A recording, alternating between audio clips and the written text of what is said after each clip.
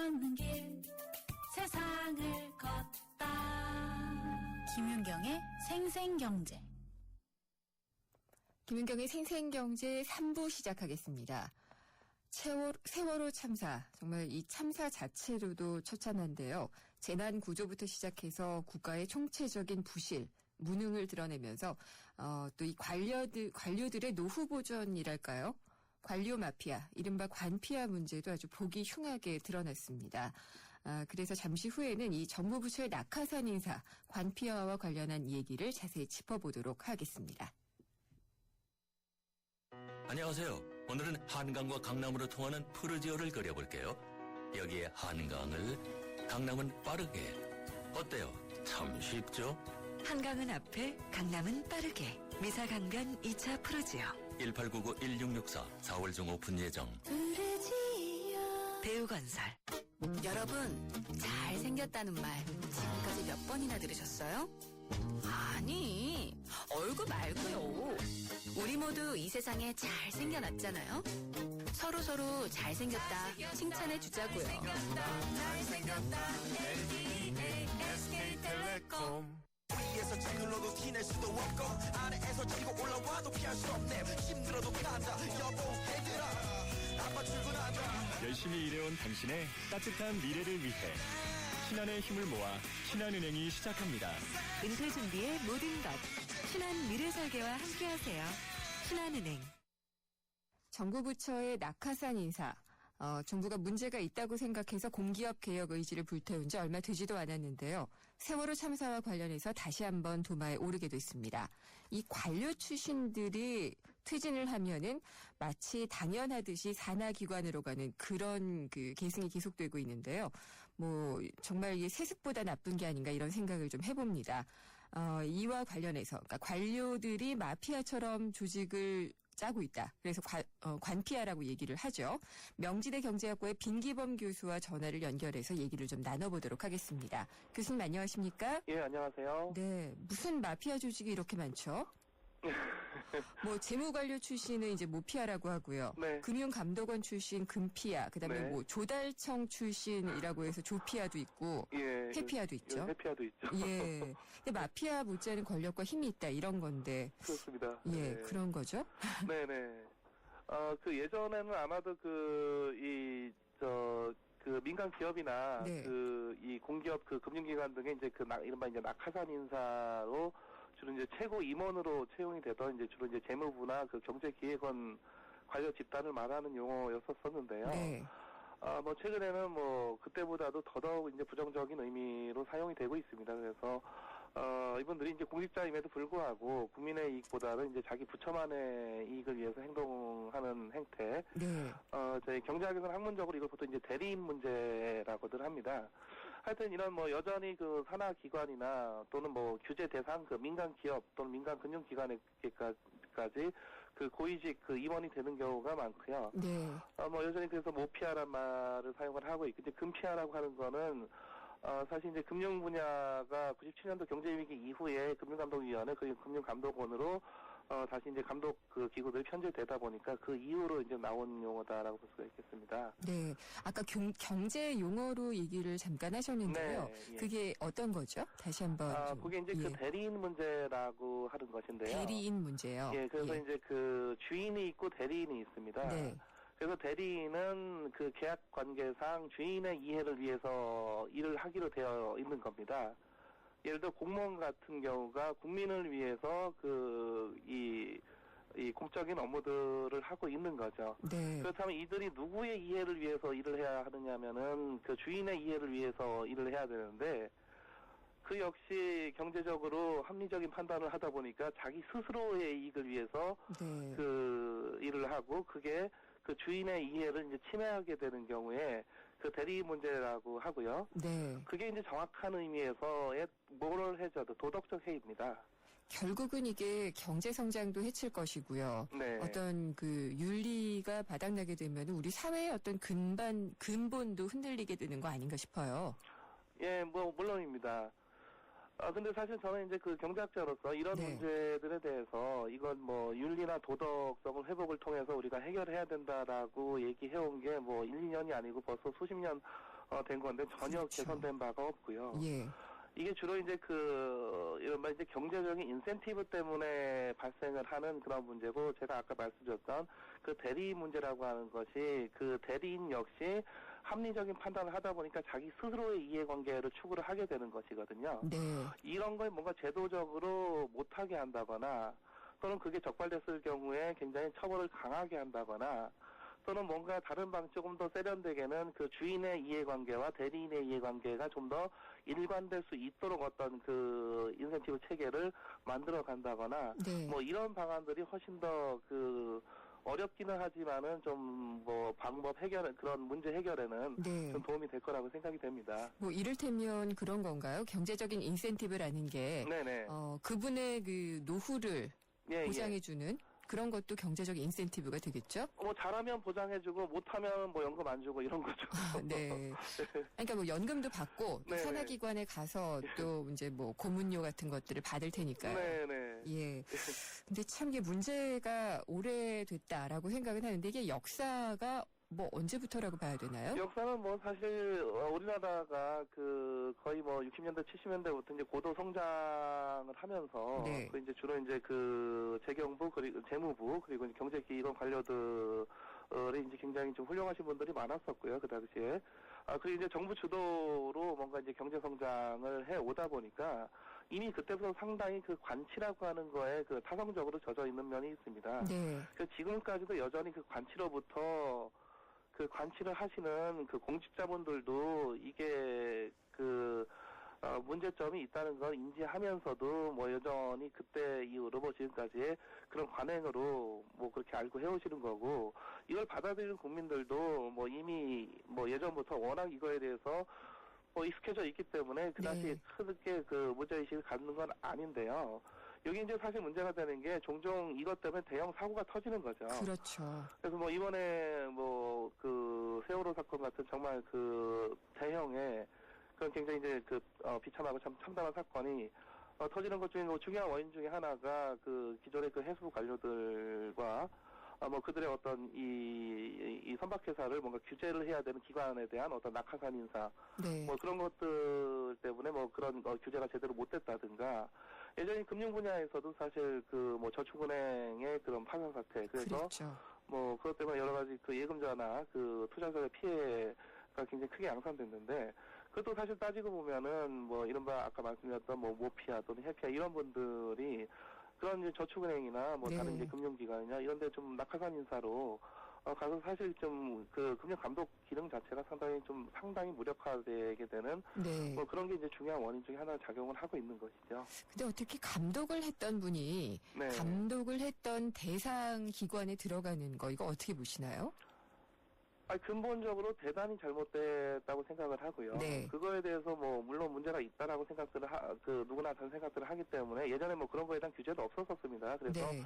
뭐 퇴직하자마자 그냥 뭐 낙하산 인사로 지금도 다른 규제는 없는 것 같아요. 지금도 규제는 뭐 예를 들어서 같은 업무를 하는 그런 기관에 네. 관련된 기관이나 뭐 어떤 기업에 퇴직 이후에 뭐 몇 년 동안은 못 가는 뭐 그런 규제는 있습니다. 네. 그렇지만 이제 또 그런 거를 감안을 해가지고 또 그분들 내부적으로는 이 선배님 나가시는데 또 어떤 뭐 좋은 자리로 가셔야 되니까 뭐 또 내부적으로 퇴직하기 직전에 좀 이렇게 보직을 좀 바꾸는 거죠. 예. 그래서 이제 관련 분야로 이제 바로 좀 진입할 수 있도록 하는 뭐 그런 여러 가지 편법이 사용될 수도 있는 거고, 뭐 실제 그런 사례들도 있고요. 네. 뭐 그런 잘못된 관행들이 뭐 여전히 뭐 계속 지속이 되고 있고, 물론 이제 가끔 뭐 저축은행 사태 터졌다. 예. 뭐 동양금 사태 터졌다. 저렇게 뭐 굉장히 대형 사고 터졌다. 그러면은 잠시 좀 일시적으로 멈칫하고 조금 조심하고 그러는 시기가 좀 몇 개월 갑니다. 네. 그러다가 다시 또 도로함이 타불이 되는 거죠. 그러니까 이제 근본적으로 이 부분이야말로 규제를 강화해야지 될 부분인 것 같아요. 그렇습니다. 퇴직 후에 이렇게 산하기관에서 예. 뭐 이모작한다라는 그런 표현도 쓰던데, 예, 그분들은 그렇게 계속할 수 있고, 특히나 이제 규제를 당시에 만들었던 사람이 네. 아니면 감독을 진짜 했던 사람이 그렇죠. 그쪽에 가서 결국은 로비를 해주는 거 아니겠나. 맞습니다. 예. 로비해주거나 뭐 규제를 막아주거나 또 네. 규제를 약화시키거나 뭐 이런 예. 역할들을 하는 거고 사실 뭐 그 금융기관이나 뭐 산하기관이나 기업 입장에서도 높은 연봉을 주는 이유가 다른 능력보다도 그 기존에 뭐 높은 자리 했던 그 네트워크를 이용을 해서 자신의 어떤 이 공적인 규제로부터 좀 해줄 수 있는 그런 능력에 대해서 높은 연봉을 지급을 하는 것이죠. 네. 사실. 그래서 저는 로펌으로들 가시는 것도 좀 그런 것 같기도 맞습니다. 하고요. 예. 예. 네. 근데 또 한편에서 보면은요, 오늘 뭐 네. 조원동 경제수석도 얘기를 하셨고, 네네. 근데 저는 사실 이렇게 동의하기는 쉽지는 않습니다만 좋은 관치도 있다. 그래서 이제 이게 모피아 낙하산을 옹호한 게 아니냐. 그리고 뭐 전문성을 인정할 필요가 있다. 그러니까 낙하산도 다 낙하산이라고 몰매 맞을 것은 아니다. 이런 의견들도 없지는 않아요. 제가 좀 단적으로 말씀드리면요. 네. 예를 들어 장관하고 부총리 하시고 국무총리 하셨다 하더라도 심지어 뭐 대통령 하셨다 하더라도 네. 예를 들어서 구멍가게 하나도 경영을 해보신 적이 없다면은 전문가가 아니죠. 네.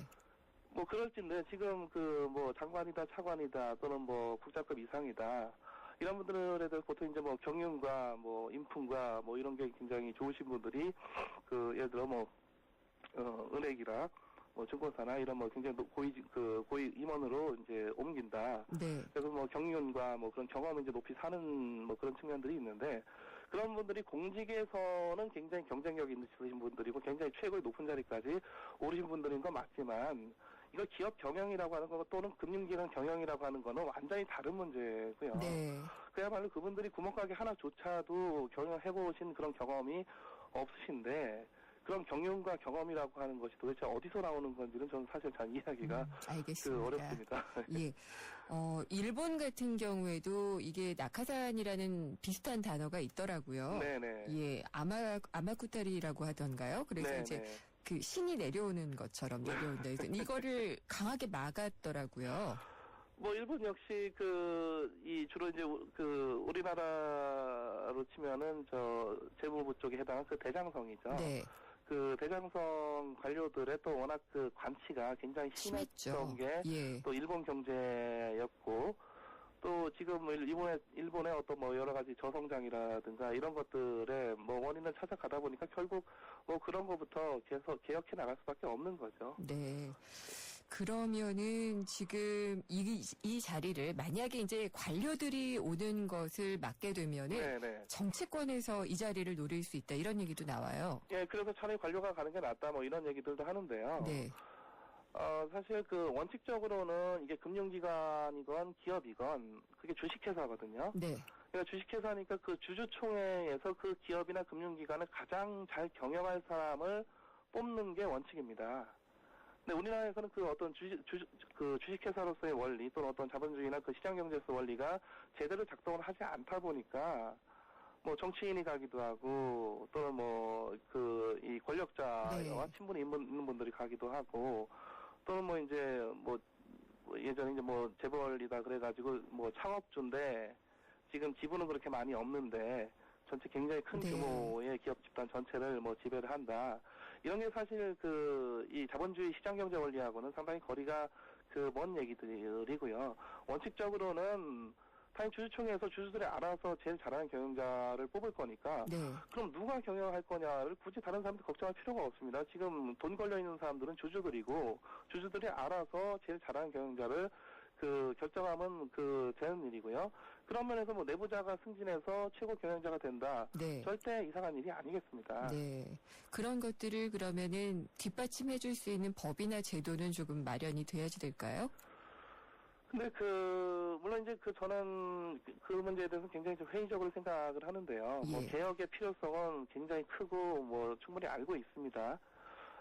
근데 또 이런 문제가 또 굉장히 또 국민 모두의 어떤 굉장히 큰 여론을 형성할 정도의 그렇게 쉬운 이슈들은 아니기 때문에 이 변화에 대해서는 저 상당히 거의 뭐 워낙 또 뿌리 깊게 지금까지 이어져온 관행이고 그래서 거의 뭐 이런 관행 자체가 아마 뭐 뭐 변화가 되리라고는 좀 불가능할 거라고 생각이 됩니다. 상당히 좀 회의적입니다. 아, 불가능할 거다라고 얘기를 하시게 되면은 네. 좀 희망이 없게 비춰질 수가 있는데 네. 저 같은 경우는 문화라는 게 뭐 하루아침에 변할 수는 없겠지만 네네. 이런 목소리와 감시와 지적이 계속 있는 한은 네네. 뭐가 조금씩 개선되지 않을까요?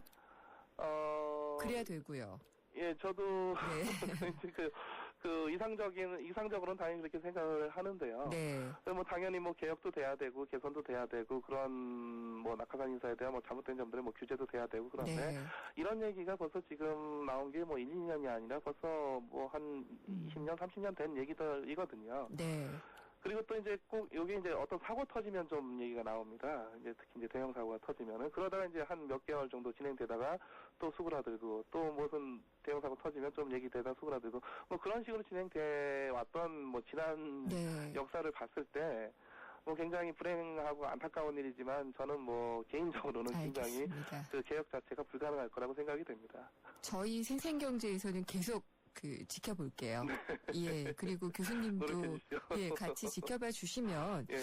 그런 것들은 바꿔나갈 수 있을 거라고 물론입니다. 더 생각하고 나은 싶어요. 변화를 위해서 항상 우리가 뭐 네. 그 노력을 해야 되는 것이죠. 알겠습니다. 오늘 말씀 감사드립니다. 네네. 예. 명지대 경제학과의 빈기범 교수였습니다. 우리 집 통신 대표 번호 101. TV지를 101로 인터넷을 101로 홍보이도 101로 모두 가입해 CCTV만 봐도 101로 함께 101. 우리 집 통신은 101로 모두 다 해결해요. LG U+. 지금 휘센을 켜보세요. 그리고 크게 숨을 쉬어보세요. 차갑게 불어오는 빠르고 힘센 바람이 당신을 알래스카의 자연으로 데려다줍니다. 이 시원한 느낌 그대로 LG 휘센. 한화도시개발 리포터 김소연입니다. 저는 지금 경기 화성 바이오밸리에 나와 있는데요. 시와 반월 공간에서 톨게이트 하나거리. 우선 입지 좋고요. 경기 남부에서 3.3제곱미터당 150만 원대 산업단지. 이거 시의원님들 서두르셔야겠는데요. 경기 화성 바이오밸리에서 전해드렸습니다. 분양문의 1599-0170. 예, 방금 인터뷰 듣고 문자 메시지로 의견 주셨는데요. 2370님, 법조계 전관 예우부터 바로잡아야 합니다. 라고 하셨고요. 4245님, 관피하는 해군에도 있습니다. 근데 문제가 있어도 전출 진급의 불이익을 두려워 말도 못하고 있습니다. 7022님도 관피하 사라지고 청년들 더 구직하십시오. 라고 하셨습니다. 저도 같은 생각입니다. 잠시 후 4부에서는요. 특집 대담 YTN 라디오 상암시대 한국경제를 진단한다가 마련되어 있습니다. 이번에는 미국 현지에 있는 손성원 미 캘리포니아 주립대 석좌 교수와 함께 한국경제를 들여다보겠는데요. 밖에서 보면 조금 다르지 않을까 싶기도 합니다. 잠시 후 4부에서 뵙겠습니다. 대한민국 유일의 뉴스 전문 라디오 채널 YTN 라디오가 상암시대 개막과 함께 오는 28일 봄 개편을 단행합니다. 시사의 달인 신율 명지대 교수가 YTN 출발 새 아침의 진행을 맡아 오전 7시 청취자 여러분의 아침을 힘차게 엽니다. 퇴근길 시사 프로그램의 완결판 뉴스 정면 승부에서는 강주연 변호사가 대한민국 사회에 대한 냉철한 분석과 비평을 통해 시사의 새로운 지평을 열어줄 것입니다. 생활경제 프로그램 궁금해요 경제생활에서는 알아야 하고 알면 힘이 되는 경제 관련 궁금증들을 세무 전문가인 공인회계사들이 그날 해결해드립니다. 낮 12시 20분부터 2시까지 정오에 만나는 음악 뉴스쇼 뉴스 FM 진미선입니다에서는 YTN만의 뉴스 컨텐츠와 감미로운 음악을 함께 만나실 수 있습니다. 오는 28일 YTN 라디오 봄 개편 청취자 여러분의 많은 관심과 성원 바랍니다. 안녕하세요. 행복교육도시 서울 홍보대사 박상원입니다. 학생은 행복하고 스승은 존경받는 곳. 교육 소통이 원활하고 학교가 아름다운 곳. 학교와 지역사회가 함께 아이들의 꿈과 끼를 키우는 행복교육도시 서울. 아이들과 눈높이를 맞춰 고민과 생각을 이해하고 학교의 담장을 낮춰 학교 안팎에서 마음껏 꿈과 끼를 키울 수 있는 행복교육도시 서울을 만들어가겠습니다. 이 캠페인은 서울특별시 교육청과 함께합니다. 경제를 보는 새로운 시각. YTN 라디오 김윤경의 생생경제. 한때 보리 하나로 콜라와 싸워 전설이 되신 분이 계셨지. 국내 최초 보리탄 산업료로 콜라의 아성을 흔들었던 맥콜. 전설을 맛보리 맥콜. 하나의 스프링, 믿기 힘든 두 가지 플레이. 넥스트 침대 가격이 탄생시킨 하이브리드 테크에 누워보세요. 부드럽게 맞춰주고 단단하게 또 한 번 받쳐주죠. 원 스프링, 투 플레이. 에이스 하이브리드 테크. 네, 피자헛입니다. 저기요, 고기 피자랑 새우 피자랑 뭐가 더 맛있어요? 둘 다 맛있습니다, 고객님. 그래도 뭐가 더 잘 나가요? 솔직하게. 둘 다 잘 나갑니다. 왜냐하면 더블박스. 박스는 하나, 피자는 두 가지. 25,000원. 15885588 피자헛. 더블박스 주세요. 결혼할 때도 흑침대 사랑할 때도 흑침대 아기 잠자리 피톤치드로 상쾌하게, 산소로 건강하게. 산소가 나오는 흑표 흑침대. 사랑해요, 흑표 흑침대.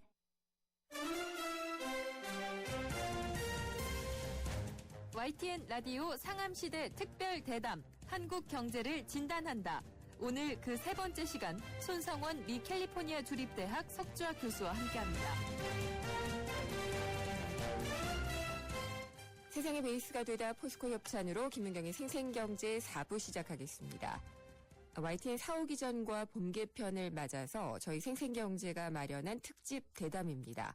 YTN 라디오 상암시대 한국 경제를 진단한다. 이번에는 손성원 미국 캘리포니아 주립대 석주하 교수를 모시고요. 한국 경제를 글로벌적인 시각에서 그 국제 경제의 시각에서 진단을 해보려고 합니다. 그리고 또 다가올 국제 변수에는 어떤 것들이 있는지도 짚어보도록 하겠습니다. 손성원 캘리포니아 주립대 석주하 교수님 전화로 연결돼 있습니다. 안녕하십니까, 교수님? 네, 안녕하십니까? 네, 오랜만에 뵙습니다. 네, 반갑습니다. 네. 네, 이 글로벌 경제 침체가 상당히 오래 가는 것 같아요. 미국은 좀 나아졌다라고도 얘기를 하고 우리는 좀 괜찮다라고도 얘기를 하는데 지금 상황이 어떤 건가요? 국제 경제가 조금 이제 둔화되고 있다고 봐야죠. 리만 사태 후에 이제 후진국, 개도국들이 굉장히 잘했는데 네. 지금 현지에서는 오히려 선진국들이 조금 잘 되고 있고 이제 후진국들, 개도국들은 오히려 조금 문제가 더 생기고 있습니다. 선진국 중에서는 이제 유럽도 경제 침체가 끝났고 그래서 조금씩 성장을 하고 있고 일본도 이제 아베노믹스 때문에 경제 성장이 조금 늘어났죠. 특히나 이제 미국에서는 경제 성장이 그래도 제일 양호한 것 같습니다. 네. 이제 개도국에서는 FRB에서 하는 이제 양적 완화 축소, 이제 중국 경제 성장 둔화 그것 때문에 조금 이제 골치를 앓고 있는 것 같습니다.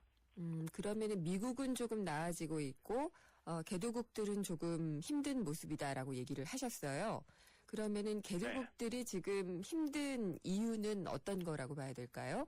이제 옛날부터 개도국들은 경상수지 적자가 많았습니다. 그런데 그렇죠. 이제 경상수지 적자가 많은데 그것을 커버하는 방법은 미국에서 양적 완화를 했기 때문에 이자가 높은 개도국으로 그 돈들이 많이 밀려갔거든요. 네. 그래서 이제 경상수지 적자를 막았는데 지금 현재는 양적 완화를 이제 축소하고 있는 상황이니까 시장에서 오히려 이제 돈들이 이제 밀물 썰물같이 이게 나가는 거죠. 그러니까 그 이제 적자를 막을 방법이 없으니까 제 환율 이제 보유고에서 그것을 이제 쓰는 방법이나 그렇지 않으면 이제 이자를 올리는 방법밖에 없죠. 그렇게 되면은 경제 성장이 더 둔화된다는 겁니다. 그게 한 가지고 그 다음에는 뭐 브라질, 인도네시아 이런 나라를 예를 들면은 중국에서 이제 그 수입을 많이 했거든요. 특히나 원자재. 그러니까 중국은 수출을 하기 위해서 원자재를 이런 나라들에서 사와가지고 뭘 만들어가지고 수출을 많이 했는데 지금 이제 중국에서는 수출이 조금씩 이제 정부에서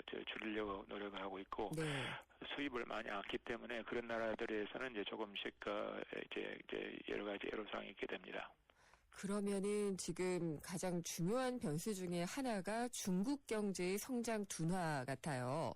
예, 근데 네. 중국 같은 경우에는 그래도 지금 중국 정부의 성장률 목표치는 한 7.5% 정도 되면 그렇다면은 뭐 경착륙까지는 우려하지 않아도 된다라고 얘기들을 또 하고 있거든요. 어떻게 보시나요? 네, 저는 경착륙은 안 한다고 봅니다. 그러니까 정부가 하도 컨트롤을 많이 하고 있기 때문에 네. 정부에서 경착륙을 원하지 않으면 그게 있을 수가 없습니다. 그러니까 성장률이 이제 많이 줄어든다는 건 사실이죠. 옛날에는 1년에 뭐 13%, 14% 이렇게도 됐는데 지금은 이제 정부가 원하는 게 7.5% 정도니까 아마 이제 그 정도나 나오지 않을까 그렇게 지금 이제 생각합니다. 물론 이제 중국 정부에서는 이제 수출이 이제 옛날같이 이렇게 많이 올라가는 걸 원하지 않고 네. 또 설비 투자, 특히나 이제 부동산 투자에 돈들이 많이 들어갔는데 그것을 조금 이제 둔화시키려고 하고 있고요. 오히려 이제 교육, 뭐 건강, 환경, 뭐 이제 뭐 농촌, 지방 발전 이런 데 더 돈을 많이 쓰려고 하고 있거든요. 그렇기 네. 때문에 이런 상황에서는 이제 이게 이제 구조가 달라지니까 꼭 이게 중국으로 보면 나쁜 거라고는 생각하지 않습니다. 이제 물론 뭐 브라질이나 인도네시아 뭐 한국도 그렇죠. 한국에서 중국에 수출을 많이 하니까 경제 성장률이 이제 중국이 줄어지면은 한국에서 중국으로 가는 이제 그 수출도 조금 줄어지겠죠. 그렇지만은 중국 전체로 보면은 저는 이제 좋은 상황이라고 생각합니다. 네, 중국으로서는 그러니까 경제 체질을 조금 개선할 수 있는 그 시점이라고 보시는 거군요. 네, 그렇죠. 그러니까 영어로 하면 이제 리밸런싱이라고 그러는데, 네. 그걸 이제 옛날부터 했어야 되는데 오히려 너무 좀 늦었다고 생각합니다. 그러니까 더 빨리 할수록 중국 국민들이 더 이제 건전하게 잘 살고 있고 장기적으로는 이제 그게 세계 경제에도 좋다고 봅니다. 그러니까 뭐 브라질 경우에는 원자재를 중국한테 굉장히 많이 팔고 또 오스트레일리아 같은 경우에도 중국에 이제 원자재를 많이 팔아가지고 경제 성장률이 높았는데 네. 그것은 이제 계속 지속될 수는 없거든요. 그렇죠. 그러면은 지금 서서히 시작되는 미국의 이 돈 풀기를 줄이는 것, 양적 완화 축소, 그리고 또 중국 경제의 성장률 둔화, 뭐 경착륙은 아니겠습니다만은 이런 것들이 우리 경제에 있어서도 그렇고 글로벌 경제에 있어서도 가장 큰 변수로 봐도 되는 거겠죠? 그렇습니다. 그러니까 이제 중국을 보면은 우리한테 제일 큰 이제 수출 목적지 아닙니까? 그러니까 중국 경제가 이제 조금 이제 둔화가 되고 또 이제 중국 상품들이 한국 상품들하고 경쟁을 많이 이제 더 하게 되니까 앞으로는 이제 한국도 중국에 수출하는 물품이 이제 조금씩 이제 성장률이 줄어들 수도 있습니다. 그게 그렇게 된다고 봐야겠죠. 이제 그리고 또 일본 경우에는 이제 아베노믹스 때문에 엔값이 많이 내려가가지고 우리가 경쟁하는 물품이 많지 않습니까? 일본하고 예를 들어서 뭐 선박부터 조선부터 시작해가지고 뭐 이제 뭐 자동차, 뭐 IT, 뭐 전자제품 이런 게 많은데 그러니까 이제 거기에서 조금 이제 한국 경제가 조금 이제 어려움을 겪고 있고 그러니까 중국하고 일본 경제 때문에 한국 경제에도 오는 타격이 조금 있을 거라고 봐야죠. 네. 그러면은 그동안에는 중국이 좀 많이 세계 경제의 엔진 역할을 해줬잖아요. 앞으로는 그러면은 뭐 가까운 시일 내에도 그렇고요. 중장기적으로도 어느 나라가 뭐 어느 축이 좀 엔진이 될 거라고 보시는지요?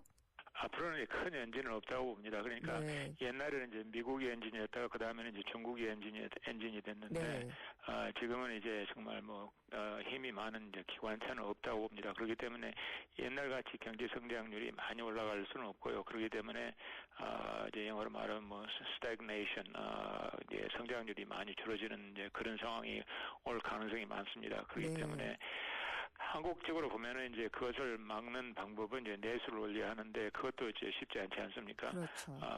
가게들이 부채가 너무 많고 또 정부에서 이제 이제 세금들이 많이 안 거치니까 그렇지 않으면 이제 재정 적자를 많이 내야 되는데 이제 거기에도 조금 문제가 생기고 그렇습니다. 그렇기 때문에 어떤 사람들은 이제 한국은행에서 조금 이제 그 유동성을 조금 늘리는 게 좋지 않나 이제 그런 생각들도 하고 있습니다. 네. 그렇게 생각하시나요, 교수님도요? 한국은행이 조금 더 유동성을 늘리거나 금리를 조금 더 내리는 쪽으로 조정하거나요? 네, 저는 그렇게 생각하고 있습니다. 그 이유가 뭐냐 그러면 이제 전체 큰 픽처를 보면은 이제 저는 세계 경제가 앞으로 성장이 조금 둔화되면 둔화될지 그렇게 많이 잘할 거라고 보지 않고 있거든요. 이제 제가 책을 썼는데 이제 첫 번 한 100페이지에서는 왜 그런 상황이 일어나나 이제 거기에 대해서 많이 썼습니다. 그게 한 가지고요.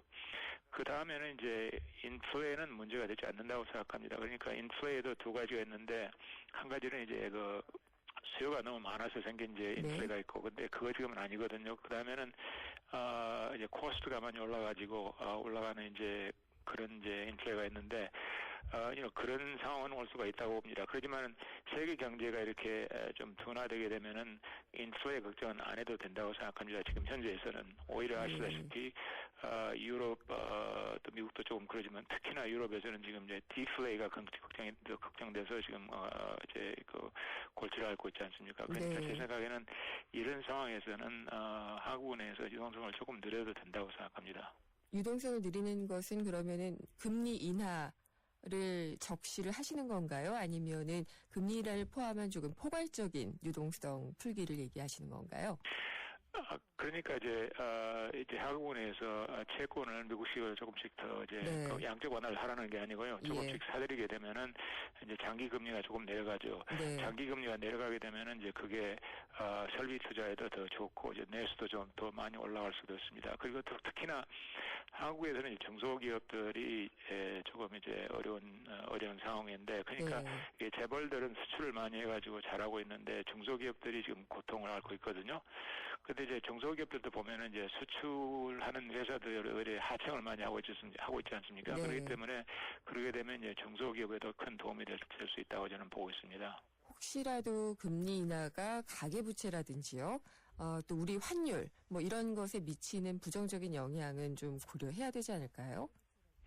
물론 그러니까 이게 뭐 100% 다 좋다는 건 아니죠. 그렇지만 이제 환율이 그러니까 환율이 조금 이제 내려가게 되면은 이제 수출은 더 잘 되죠. 그렇지만 이제 제일 큰 문제는 그게 인플레를 처리하느냐 그건데, 아까 말씀드리다시피 저는 이제 인플레는 지금 현재 세계적으로 보면은 이제 큰 문제가 아니라고 봅니다. 그렇기 때문에 이런 세계적인 차원 이런데 한국에서 인플레가 많이 생길 수가 없습니다. 저는 그렇게 생각합니다. 그리고 이 제닛 옐런 연준 의장이 이제 첫 번째 기자회견을 하면서 뭐 말실수다라고 나중에 이제 얘기를 하긴 했습니다만은 금리 인상에 대해서 언급을 한번 했었어요. 그러다가 나중에는 이제 그 금리 인상을 시기를 봐가면서 할 것이다라고 해서 좀 우려는 잦아들었는데, 언제쯤 그러면은 양적 완화 규모도 조금 더 늘리고 또 금리도 올리는 그런 시점이 올까요? 지금 현재 이제 축소를 하고 있는데, 이제 축소는 양적 완화 축소를 하고 있는데, 그게 아마 금년 내에서는 이제 끝날 거라고 다들 생각하고 있죠. 그러면 이제 그 다음에는 언제 단기 이자가 올라가느냐, 이제 장기 이자는 벌써 올라가기 시작했으니까 대부분은 이제 내년 중순쯤에 올라갈 거라 그렇게 생각하고 있거든요. 그렇지만 이제 그 후에 그 제넷 옐런 이제 의장이 말씀하신 게 되게 이자가 올라가는 것은 이제 그건 뭐 올라가겠지만은 FRB에서는 그렇게 급히 이자를 올리려고 그렇게 생각하지 않고 있다.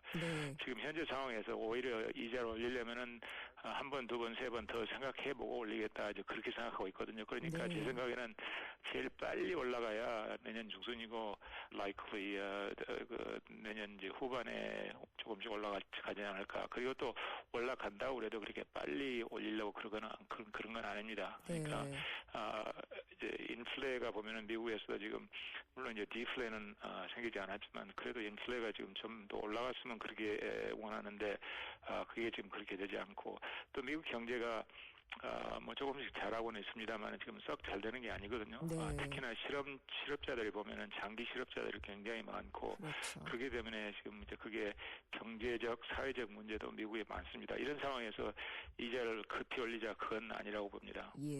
그러면은 이렇게 미국은 손 교수님 말씀대로라면은 한 뭐 내년 중반 이후로나 금리를 올리기 시작할 것 같은데, 이렇게 되면은 아베노믹스, 그러니까 일본에서는 지금 돈을 계속 찍어서 풀고 있잖아요. 이걸 더 확대할 수도 있고, 미국은 계속 금리를 유지하고, 그러면은 달러 값은 계속 그 자리에 있는데 엔 값은 굉장히 많이 떨어질 것 같아요. 그게 우리나라에 미칠 영향을 많이 고려해봐야 되지 않을까 싶은데요. 네, 그러니까 한국에 큰 영향이 있죠. 그러니까 우리가 일본하고 전자부터 조선부터 이제 예. 자동차까지 경쟁을 많이 하고 있는데 특히나 미국에서 보면 그걸 잘 보실 수 있습니다. 일본 차들하고 지금 한국 차들하고 경쟁이 꽤 많지 않습니까? 네. 그래 현재는 이제 한국 차들이 굉장히 다행히도 잘하고 있는데 앞으로 이렇게 계속 나가게 되면은 이제 일본 엔값이 내려가게 되면은 아마 일본 차들이 더 이제 많이 팔릴지도 모르는 상황이거든요. 그러니까 그러면 이제 우리는 가만히 앉아서 그냥 보고만 있을 수도 있는데 이제 그렇게 하지 말고 그럼 우리도 이제 무슨 이제 디펜스 대방책을 세워야 되거든요.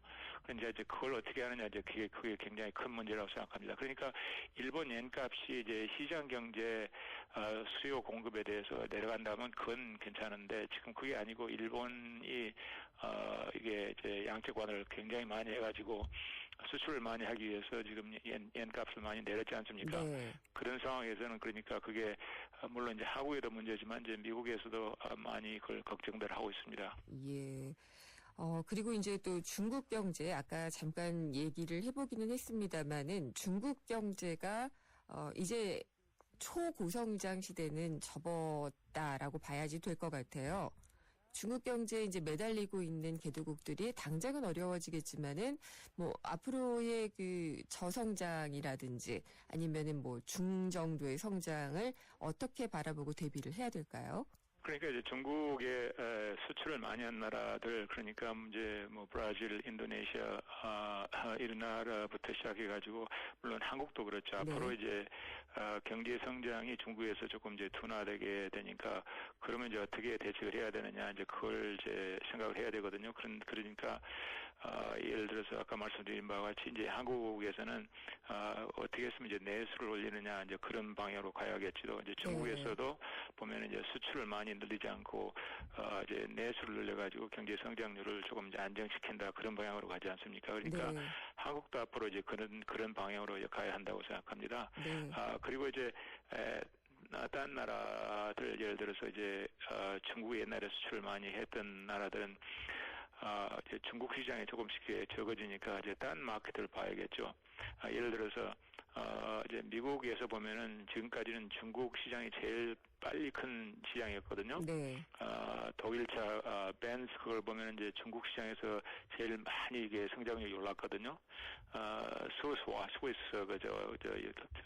그 명품 이제 그 시계들 보면 중국에서 지금 굉장히 많이 팔렸는데 이제 지금은 그게 아니거든요. 그러면 그런 상황을 대비해서 앞으로 어떻게 하느냐. 그러니까 이제 내수를 올리는 거라고 그러면 이제 또 새 시장을 이제 개척해야죠. 근데 예를 들어서 보면은 이제 남미 보면은 이제 남미 경제 성장도 앞으로 뭐 저는 나쁘지는 않을 거라고 봅니다. 그렇기 때문에 거기에도 많이 들어갈 수 있고 동남아, 아프리카 그런 시장을 이제 많이 봐야겠죠. 네. 정말 뭐 지구는 한정이 돼 있는데 이제 고성장 할 수 있는 곳을 찾으려다 보니까 쉽지는 않은 것 같다는 그런 생각이 좀 들긴 합니다. 특집대담 YTN 라디오 상암시대 한국경제를 진단한다. 손성원 미 캘리포니아 주립대 석좌 교수와 얘기를 나누고 있습니다. 이제 우리 경제 얘기를 조금 더 중점적으로 해볼게요. 지난 1년 동안 우리 정부가 뭐 경제 끌어올리기 위해서 여러 애를 쓰기는 했습니다. 그리고 이제 수치로 보여지는 거지만은 뭐 474 비전이라든지 경제혁신 3개년 계획 이런 것들이 발표가 됐는데요. 이런 것들이 좀 효과를 내고 있다고 보시는지요? 아직은 이제 조금 시기가 빠르죠. 그러니까 이제 큰 픽처를 보면 그건 이제 뭐 잘 한 거라고 생각합니다.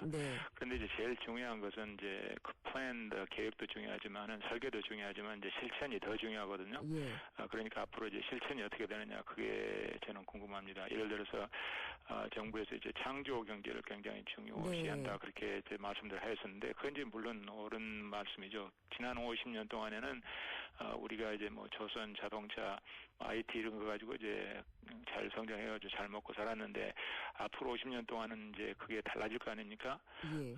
그렇기 때문에 이제 창조 경제가 필요한데 근데 이제 창조 경제라는 것은 이게 하루아침에 되는 게 아니고 2년, 3년 내에 되는 게 아니고 이게 뭐 10년, 20년, 30년 이렇게 봐야 되거든요. 그렇게 빨리 바뀌어지는 게 아니니까 그러니까 제 생각에는 이게 이제 토대를 만들어가지고 앞으로 50년 동안의 경제가 잘 될 수 있도록 그렇게 이제 하는 건 좋은데, 결과가 금방 뭐 2년, 3년 후에 나온다. 그것은 조금 어렵지 않을까 그렇게 생각합니다. 이제 또 한 가지 하는 것은 그게 제가 이제 말하는 내가 책을 하나 썼는데 거기에서 윈블턴 이펙트라고 그 얘기를 한번 윈블던 했습니다. 이펙트요? 예. 네네. 그게 뭐냐 그러면 영국에 가면 1년에 한 번씩 이제 전국 매치가 있지 않습니까? 네. 전국 시합이 윈블턴에서. 근데 거기 보면은 이제 작년에는 영국 사람이 이겼지만 지난 뭐 50년, 60년 단에 보면은 미국 영국 사람이 이긴 기회가 그런 게 거의 없었거든요. 네. 그런데 그래도 영국이 굉장히 중요한 겁니다. 그 이유가 뭐냐 그러면 외국에서 이제 좋은 사람들을 데려다가 써가지고 이제 윈블턴 이름을 이제 올린다는 거죠. 그러니까 그게 윈블턴에도 좋고 이제 영국 나라에도 좋지 않습니까? 예. 예를 들어서 미국을 보면 이제 제일 좋은 윈블턴 이펙트 example이 뭐냐 그러면 얘가 뭐냐 그러면 이제 실리콘 밸리입니다. 예. 실리콘 밸리에 가보면은 되게 사람들이 한 3분의 1이 외국 사람들이거든요. 한국 사람, 중국 사람, 인도 사람 그러거든요. 그렇지만 그렇죠. 그러니까 예. 외국에서 제일 좋은 사람들을 데려다가 딱 이게 당신은 미국 사람이라고 도장을 찍어가지고 써먹는 거거든요. 뉴욕이나 런던의 금융시장, 파이낸셜 마켓을 가보면 그것도 똑같은 얘기거든요. 거기 네. 보면 한 30%의 사람들이 이제 외국에서 왔거든요.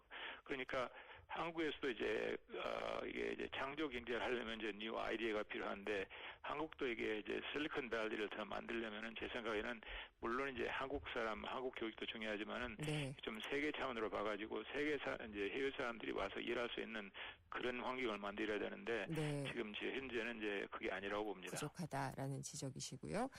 마지막으로 외국 사람들이 이제 와서 일할 환경이 이제 어렵다는 거죠. 네. 중장기적으로 풀어야지 될 숙제들이 상당히 많네요. 마지막으로 그 한국 경제를 위한 조언을 간략하게 좀 부탁드리겠습니다.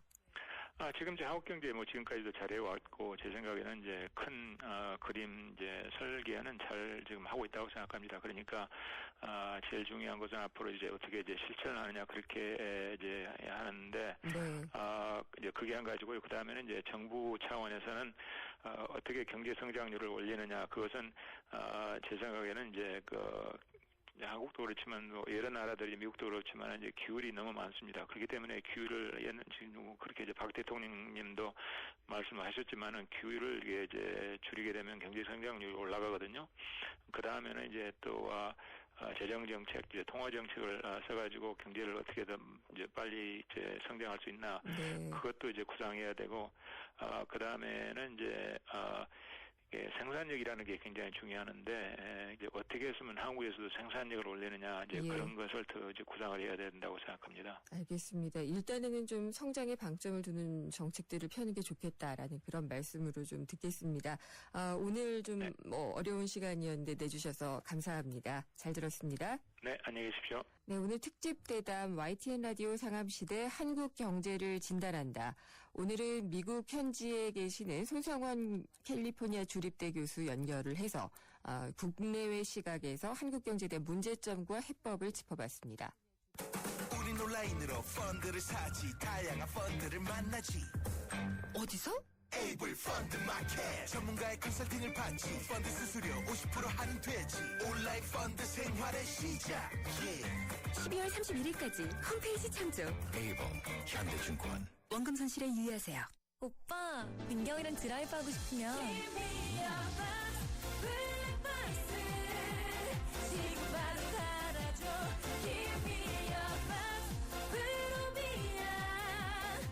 PFR 자체 기술로 리얼리티 101 프로를 위하여 나 박민경은 프로비아. 소지섭 아카페라를 마시다. 깊고 진한 아라비카 원두로 부드럽게 향기롭게 감미롭게 그렇게 아카페라 부드럽게 커피에 녹아들다. 햇살이 좋은 날 아카페라 빙그레 포카리 스웨트 블루라벨 캠페인. 라벨을 벗기는 것만으로도 재활용은 더 많아지고요. 지구는 더 깨끗해질 거예요. 게다가 행운의 선물까지. 블루라벨 대단하죠? 지금 블루라벨 캠페인에 동참해주세요. 내 몸에 가까운 물 포카리 스웨트. 행사 기간은 8월 17일까지. 지금 휘슬을 켜보세요.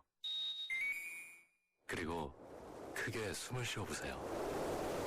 차갑게 불어오는 빠르고 힘센 바람이 당신을 알래스카의 자연으로 데려다줍니다. 이 시원한 느낌 그대로 LG 휘센. 저희 생생경제가 이름처럼 이렇게 통통 튀기보다는 약간 좀 묵직합니다. 원래 좀 무게가 있고요. 특집 대담 진행을 하면서 조금 더 묵직해지지 않았나 이런 생각이 좀 들었습니다. 제가 굉장히 낯이 두꺼워서 그런데요. 들을 만한 무게 있는 콘텐츠가 있기 때문입니다. 마침 또 놓치셨다면은, 그리고 다시 들으시려면은 방법이 있습니다. 인터넷으로 김윤경의 생생경제 웹사이트에서 다시 들으시면 되고요. 스마트폰에 YTN 라디오 앱 예스 깔으시고요. 또 팟캐스트를 통해서 다시 들으실 수가 있습니다. 편한 방법을 이용하시면 됩니다. 그리고 글로도 읽을 수 있는데요. 저희 웹사이트에 접속을 해서 전문 읽기를 클릭을 하시면 됩니다. 특집 대담 YTN 라디오 상암시대 한국경제를 진단한다. 전문을 모두 보실 수 있는데요. 지금은 어제 출연한 윤창현 한국금융연구원장 두 분의 인터뷰가 들어가 있고요. 또 오늘 인터뷰한 이정우 전 청와대 정책기획위원장, 그리고 손성원 미 캘리포니아 주립대 석좌 교수 인터뷰 내용까지 자세히 살펴보실 수 있습니다. YTN 상암 사옥 이전과 함께 본 개편을 또 했고, 그래서 저희가 마련한 특별 대담 YTN 라디오 상암시대 한국경제를 진단한다. 내일도 이어집니다. 내일은 한국벤처의 산 증인이자 대부라 할 수 있는 이민화 창조경제연구회 이사장과 함께하겠습니다. 현 정부가 내걸은 키워드죠. 창조경제, 과연 무엇인지, 그리고 그것이 한국경제의 미래를 위해서 성장 동력이 될 수 있을 것인지 자세히 얘기 나눠보도록 하겠습니다. 박근혜 대통령이 세월호 침몰 참사에 대해서 공식 사과했고요. 또 근본적인 국민 안전 대책을 마련하기 위해서 국가안전처를 신설을 하겠다라고 밝혔습니다. 물론 굉장히 중요한 얘기입니다. 근데 제대로 된 국가를 먼저 보고 싶다, 이런 생각이 좀 들기도 하네요. 근본적인 대책 마련돼야 될 겁니다. 저는 내일 다시 찾아뵙겠습니다. 김윤경이었습니다.